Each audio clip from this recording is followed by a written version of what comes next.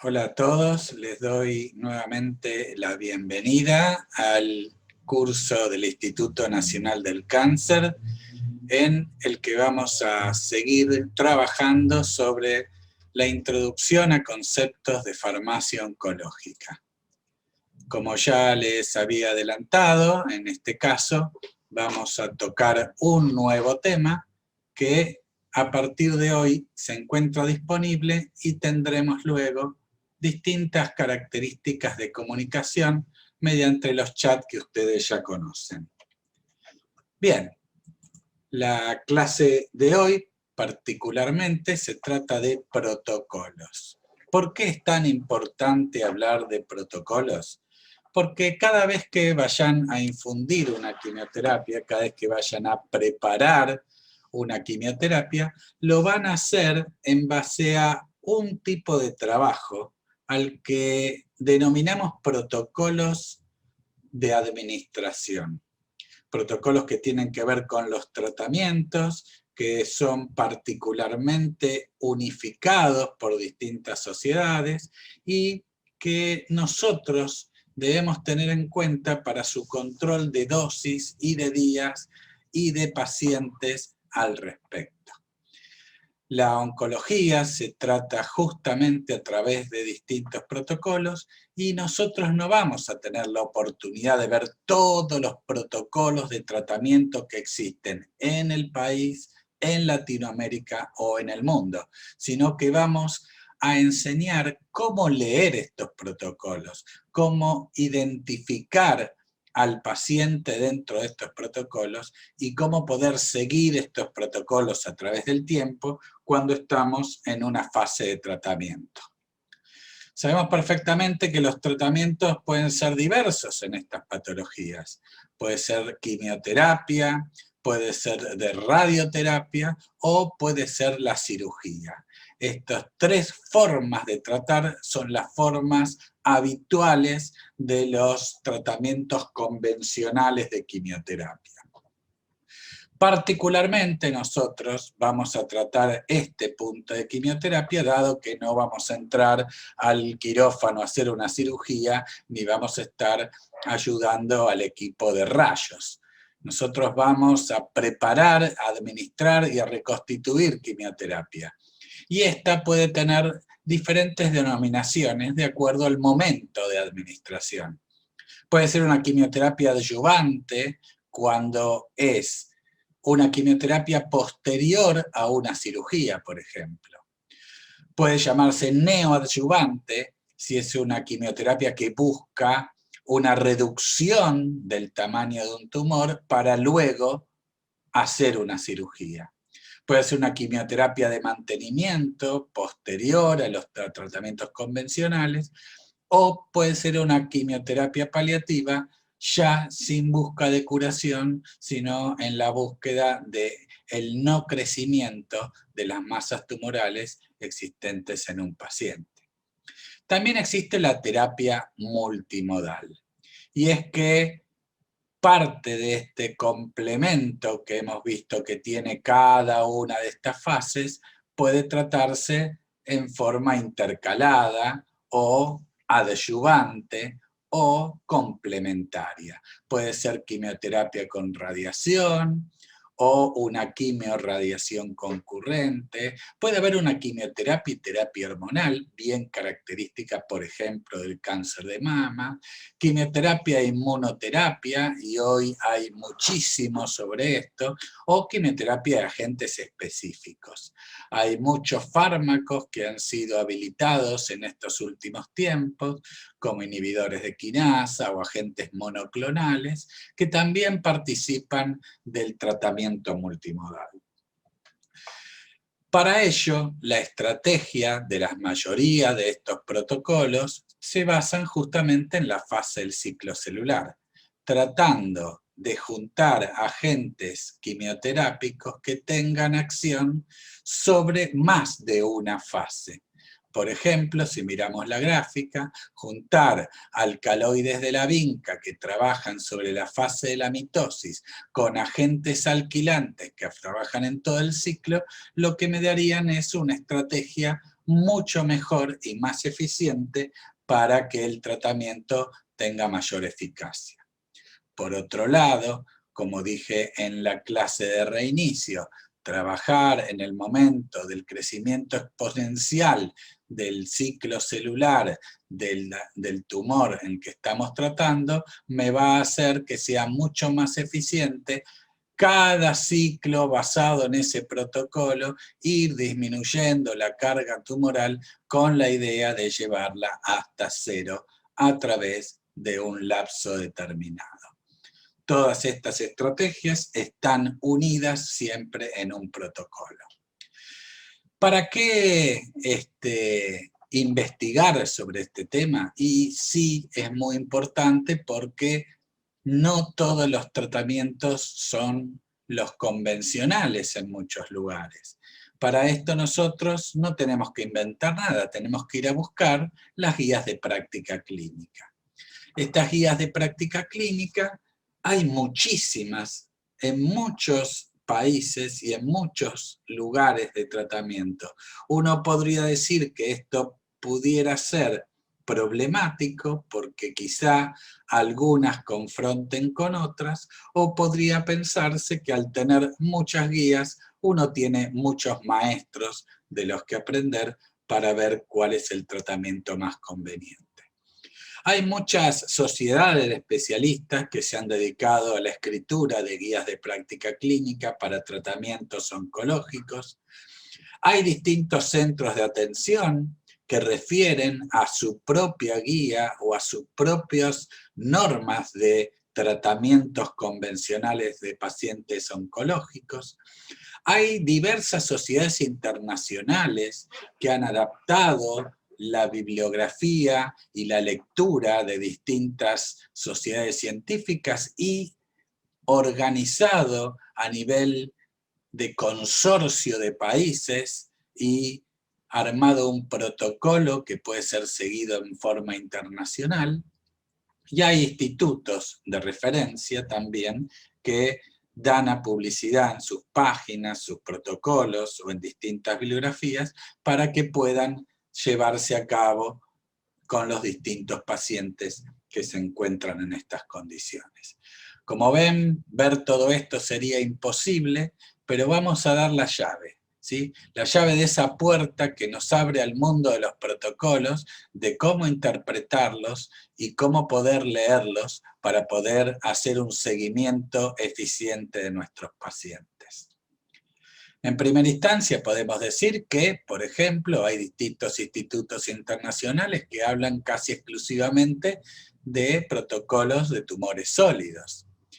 Y también tenemos otros, por ejemplo, organismos nacionales como la Sociedad Argentina de Hematología, que hace protocolos para los leucemias y linfomas para el seguimiento en este país.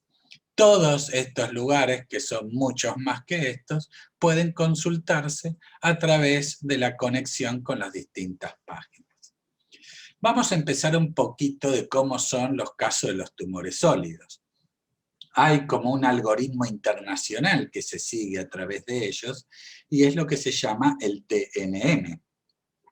El TNM habla de clasificar con la T al tumor primario, por ejemplo, en medidas de tamaño, ubicación, características tridimensionales, ¿sí? Superficie que ocupa.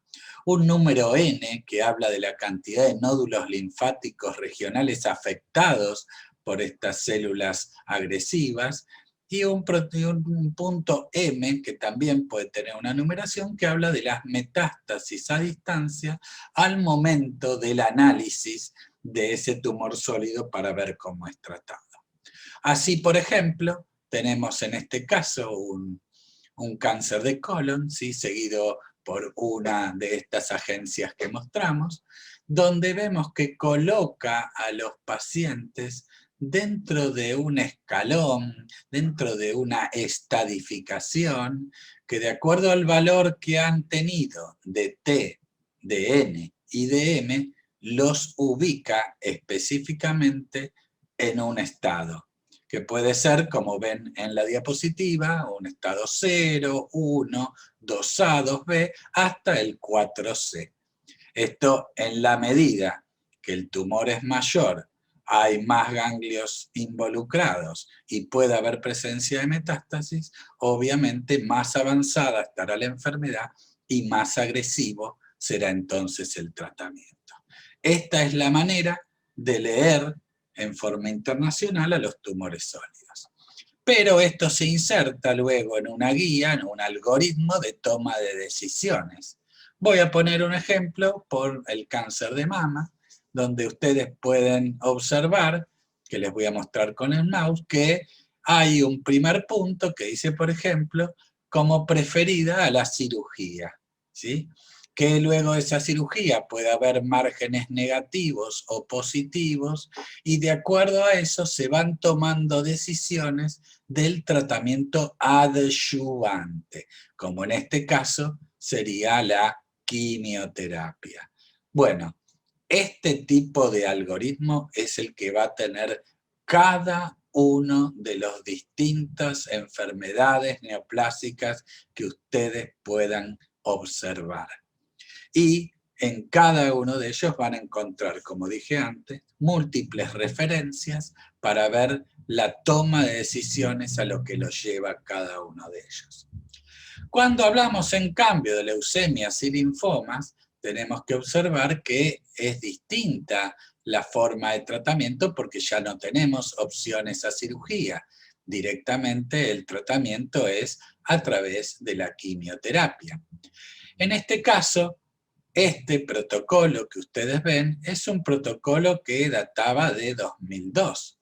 Y como la investigación en este tipo de enfermedades está restringida a la utilización de protocolos convencionales y que solo puede investigarse a través del cambio de alguna parte de ellos, pero no de aquellos que hayan mostrado evidencia, es por eso que se originan distintas ramas randomizadas para cada uno de ellos, formando brazos de tratamiento diferentes que son los que va a ir siguiendo el paciente de acuerdo a la complejidad y a su estadificación. Como vemos acá, hay tres grupos, ¿sí?, de un riesgo estándar, un riesgo intermedio y un riesgo alto, que los pacientes tienen previamente a comenzar la fase de tratamiento convencional, ser puestos, como explicamos en el caso de los tumores sólidos, en alguno de todos esos escalones para ser tratados correctamente. Para el caso de las leucemias y linfomas, por ejemplo, hay un momento diagnóstico que llaman al día 8, ¿sí?, que es una clasificación que está basada en un protocolo del 2009, donde los más importantes puntos a observar son la edad, la cantidad de glóbulos blancos y la cantidad de blastos. Como ven, si el paciente está entre 1 a 5 años, tendrá un riesgo bajo, si encima tiene glóbulos blancos menores a 20.000 o menor a 1.000 blastos. En cambio, si es menor a 1, mayor a 6, ya automáticamente ese dato de edad lo ubica para este protocolo en particular en un riesgo intermedio.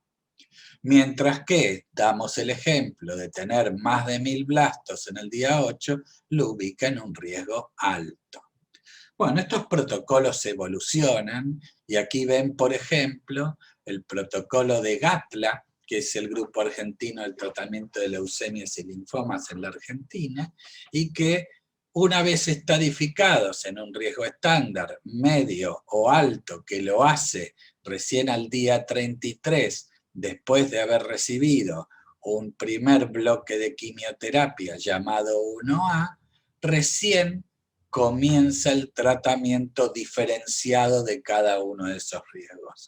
Y como ven, puede haber ramas en cada uno de ellos que me van a dar la posibilidad de tomar un camino u otro. Estos protocolos tampoco tienen la importancia de memorizarlos toda la vida porque son protocolos que van en constante evolución. Son protocolos que van cambiando constantemente en la medida que el conocimiento aumenta sobre la seguridad y la eficacia. ¿Qué tenemos que saber nosotros? Bueno, ¿qué hay en cada uno de estos cuadraditos? El 1B, el 1A, el 2, el protocolo M5 o M2, a ver de qué se trata para entonces nosotros saber qué es lo que necesita el paciente de quimioterapia.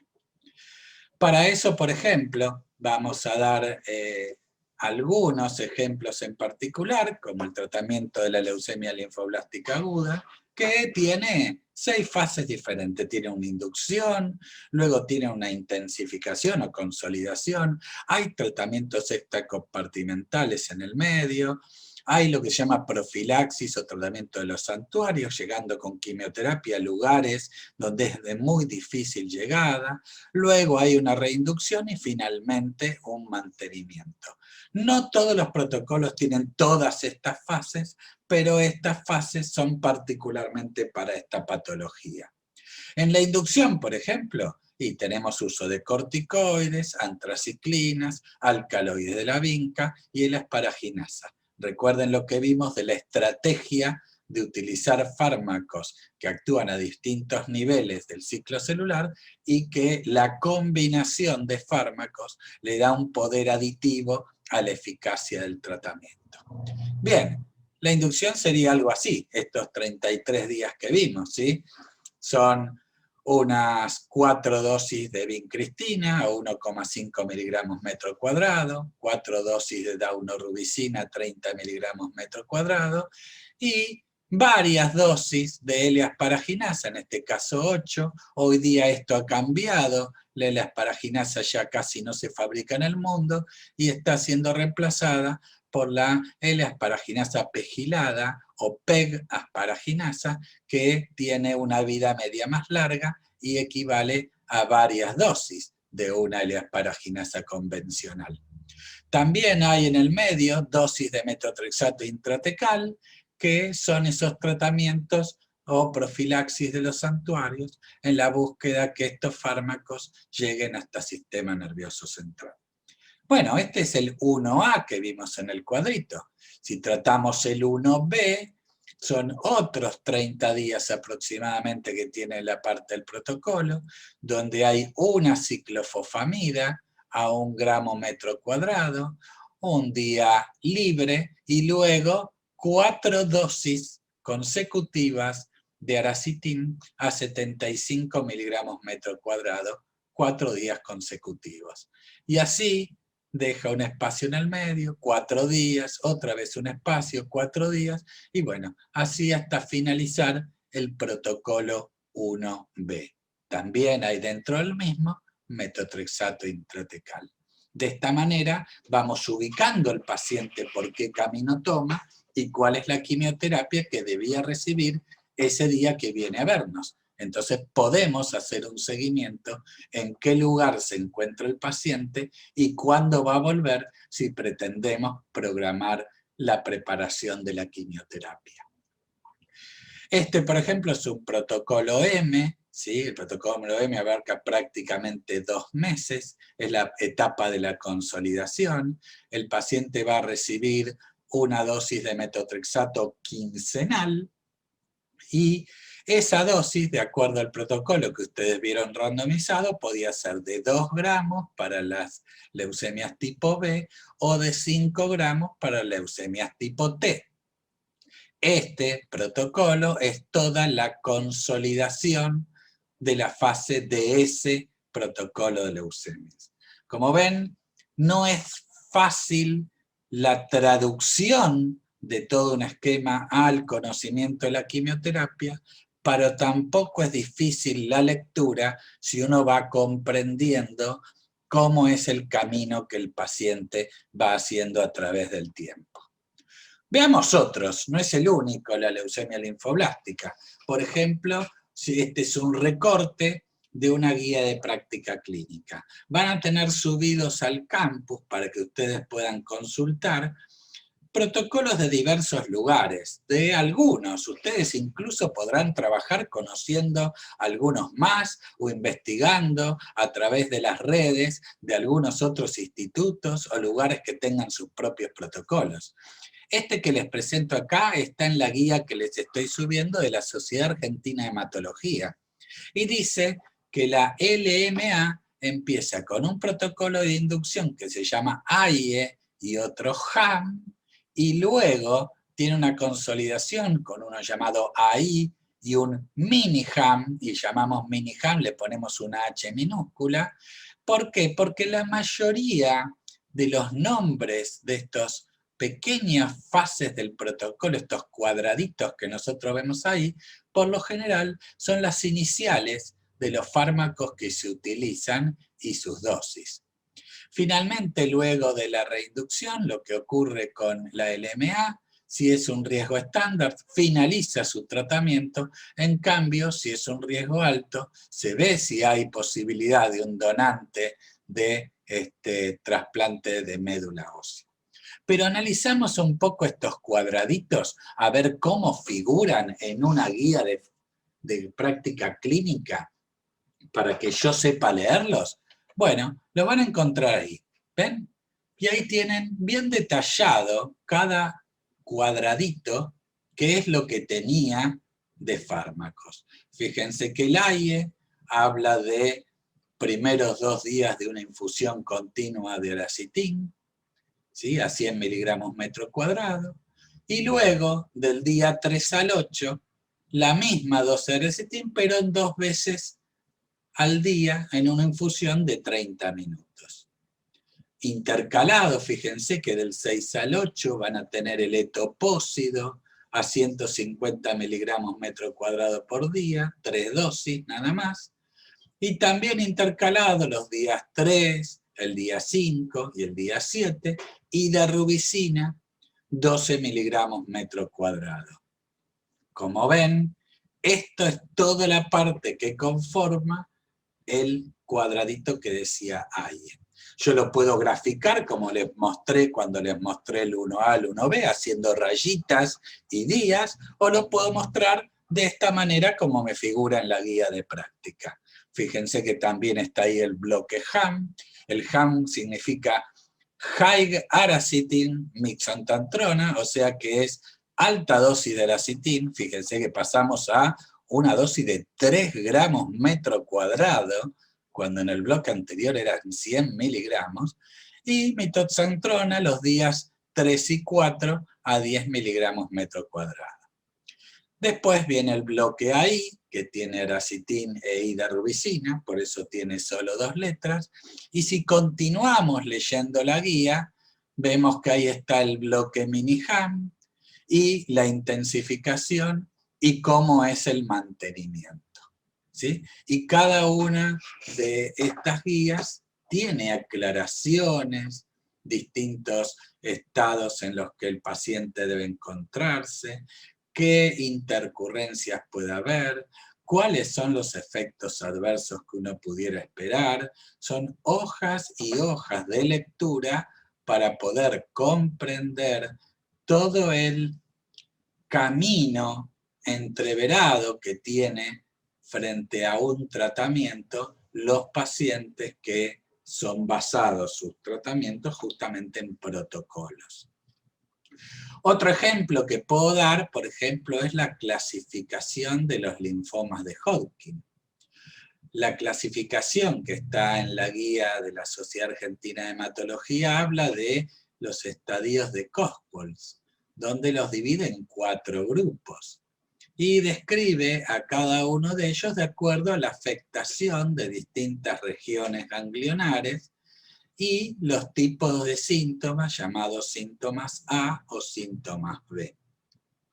Siendo lo de síntomas B, quizá aquellos que le dan mayores características de malignidad a este grupo de tratamiento. Particularmente, la quimioterapia de ese grupo va a tratarse con un conjunto de fármacos denominado el protocolo ABBD, que el ABBD habla de adriamicina o doxorubicina, la B de bleomicina, otra B de vinblastina y la D de dacarbazina. Hay otras guías que prefieren el protocolo BACOP, algunas que hacen reevaluación con imágenes, como puede ser una tomografía axial computada o un estudio de PET, e incluso pueden reevaluar entre 3 ciclos o 6 ciclos de ABVD o dar radioterapia concomitante. Como ven, hay muchas cuestiones a tener en cuenta en un protocolo. Acá tienen, por ejemplo, el BACOP, ¿sí?, en el cual tiene detalladas las dosis de cada uno de los fármacos utilizados, cuáles son vía intravenosa y cuáles son vía oral, y qué días son los que deben recibir los pacientes cada uno de esos tratamientos. También tenemos ahí puesta en la diapositiva cómo son distintos esquemas de quimioterapia de rescate. El esquema que ustedes ven ahí es un esquema que también forma distintos brazos en el protocolo del linfoma de Hodgkin, que es llamado el ESHAP. El ESHAP, sus fármacos son el etopósido, la metilprednisolona, la citarabina y el cisplatina. Estas quimioterapias pueden ser utilizadas también de rescate o para determinados otros grupos dentro de las mismas patologías. Si yo estoy hablando del linfoma no Hodgkin, ahí tengo, por ejemplo, que tiene un tratamiento similar a algunas leucemias linfoblásticas recaídas del grupo B, y la manera de tratarlo es a través de 4 riesgos: un riesgo bajo con un protocolo A y un protocolo B, un riesgo más alto con un doble A, doble B y luego repite el esquema, y así se va complejizando el tratamiento de acuerdo a las distintas semanas, que en este caso plantea el cuadro 12 semanas iniciales. Pero como decíamos antes, ¿qué me dice la guía que es el A y que es el B? Entonces, siguiendo páginas para adelante, me dicen que el bloque A es el siguiente.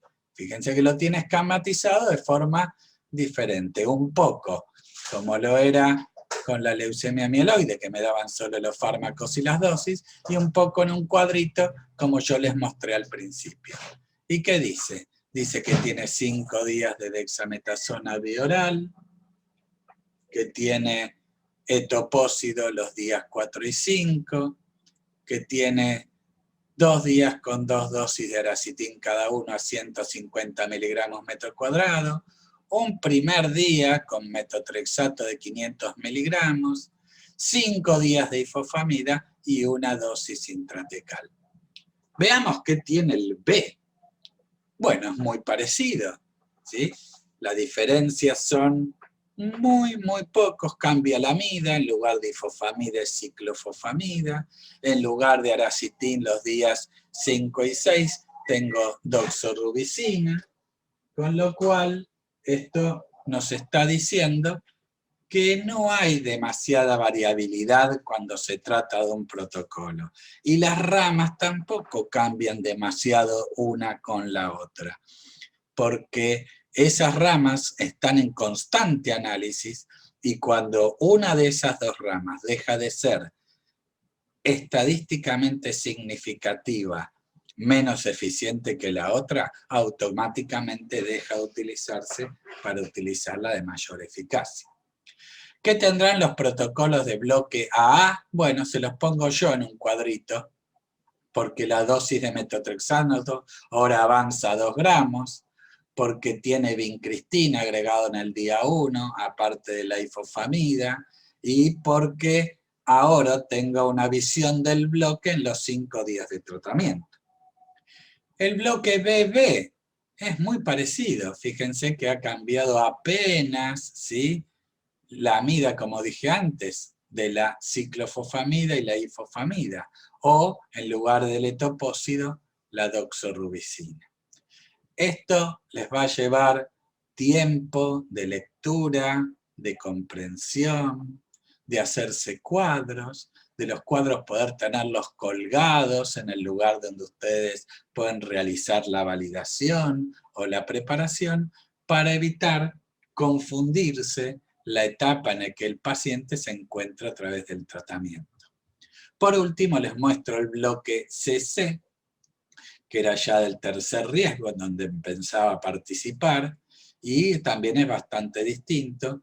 Tiene vincristina el primer día, citarabina el día 1 y 2, y etoposído los días 3, 4 y 5. Bien, como dije, esto es una clase que tiene la idea de buscar, ir comprendiendo qué nos dicen los protocolos, de cómo leerlos, de cómo ir tratando de interiorizarlos hasta poder dominarlos y poder de alguna manera tener un seguimiento eficiente. Hay otros esquemas de rescate que habrán escuchado nombrar, el caso del esquema ICE, que tiene ifosfamida, carboplatino y etopósido. Es un esquema muy utilizado para aplaciar a los pacientes que tienen una gran cantidad de enfermedad diseminada y que a veces no responden exclusivamente al tratamiento del protocolo, sino que los puedo incluir dentro de los protocolos o entre un protocolo y otro, porque no siempre los pacientes son respondedores a estos y por eso se sigue siempre investigando. Es bueno conocerlos porque nos va a ayudar a tener nuestras propias normas de trabajo dentro del área para saber en cuánto volumen voy a reconstituir y en cuánto los voy a preparar, como vieron en las primeras dos clases, y en cómo lo voy a preparar y qué medidas de seguridad voy a tener, como las siguientes dos clases que tuvieron. Ahora, las próximas clases, vamos a ver qué medidas tengo que tomar para evitar errores en estas preparaciones y aparte, qué efectos adversos y toxicidades van a tener estos fármacos para los pacientes y por eso también con el cuidado necesario los operadores si no toman todas las medidas que les fueron explicadas. Fíjense que los pacientes para cada vez que tienen que recomenzar un bloque de tratamiento, necesitan tener determinados valores de laboratorio con los que uno pueda tener en cuenta si se han recuperado del bloque anterior. Por lo tanto, no tiene que haber mucositis, tiene que haber ausencia de infecciones severas, tiene que tener un estado renal normal para saber que estos fármacos son eliminados de nuestro cuerpo y también valores de leucocitos, de granulocitos y de plaquetas que me permitan saber que el paciente se recupera de los tratamientos que les estamos administrando. Bien, para nuestros pacientes una buena frase es decirle no te rindas, cada dificultad es una oportunidad disfrazada. Los protocolos son importantes seguirlos continuamente y no abandonarlos porque de ellos depende la eficacia de nuestro tratamiento.